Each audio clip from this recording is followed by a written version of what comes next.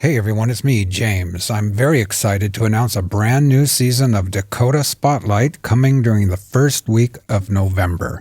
Season 12 is titled Meanwhile in Mankato, Lies, Silence, and Murder in Minnesota.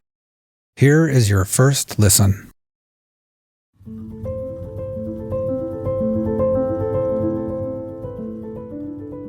If you've ever been to a garage sale or an estate auction, you've probably felt that tingle of excitement while sifting through items on a table or in a box, because somewhere mixed in among the junk there just might be a gem.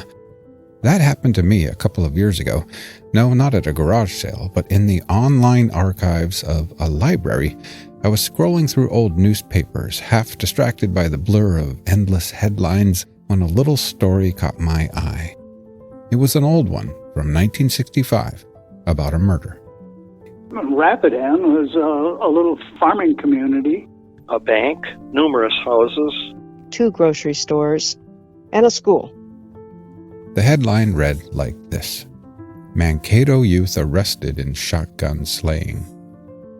On a late night in September of 1965, in rural Minnesota, a clean-cut 17-year-old high school student walked into a local Crossroads gas station on the edge of town.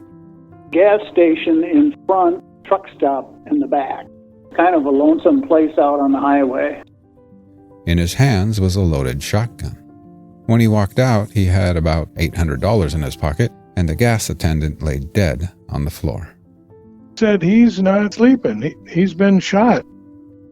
The Minnesota law caught up with him quickly, and 10 months later, a judge told him, "Son, you're going away for 40 years. I found myself repeating the same questions in my head.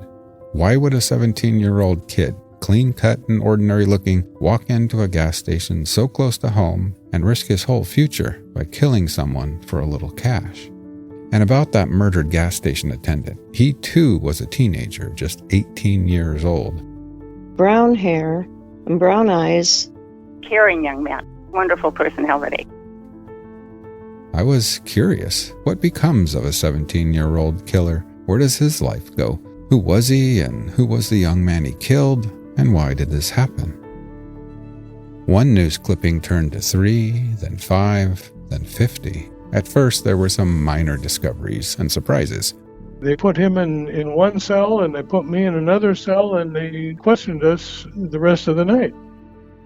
Although those little nuggets are far from central to the story, what is central is this.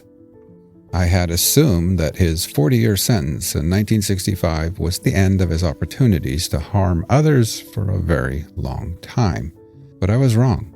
I uncovered more chapters of his story, such as the steady stream of young teenage girls. Teenage girls who, not 40 years later, but more like 5 years later, found themselves face to face with this man almost every day. Sometimes they found themselves alone with him, and they were never told. They never knew anything about his very violent past. Nope. The only time I heard those words was when Dakota Spotlight called. And I know what you're thinking. How could a man put away in prison for a senseless murder be anywhere near vulnerable young girls? That's the same question everyone has asked me as I've worked on this story. That's just impossible. And another question is, why is it that those girls and others who crossed this man's life were never informed about his violent history?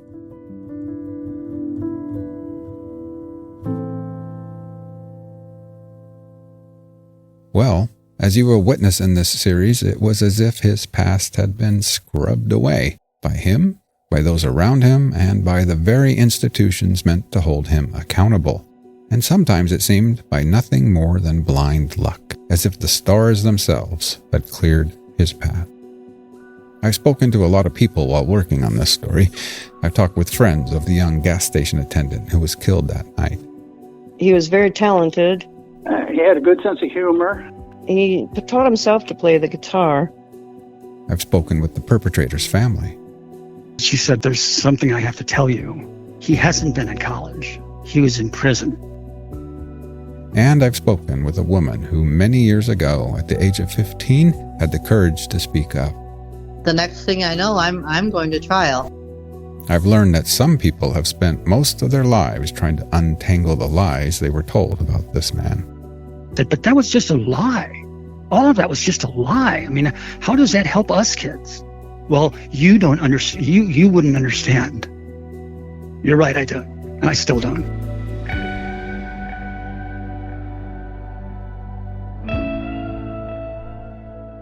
Other people I've spoken to were shocked when Dakota Spotlight became the first and only entity ever to inform them that the man that they had unfortunately crossed paths with decades ago was a murderer.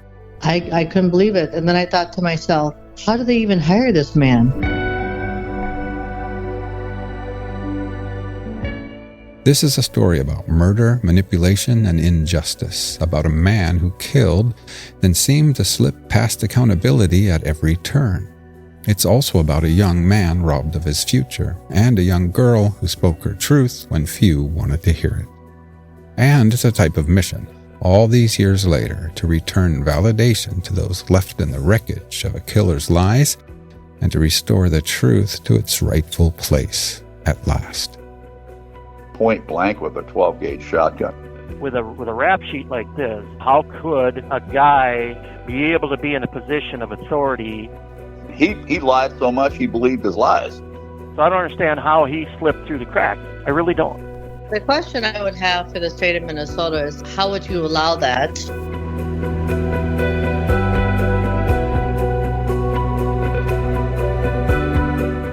Just for heaven's sakes, am I that bad of a person that you can't? I don't even deserve the truth.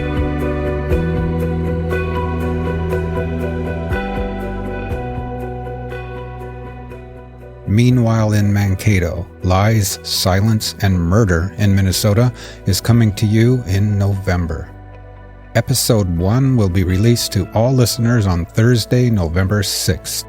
Spotlight Plus subscribers can binge the full season ad-free that same day.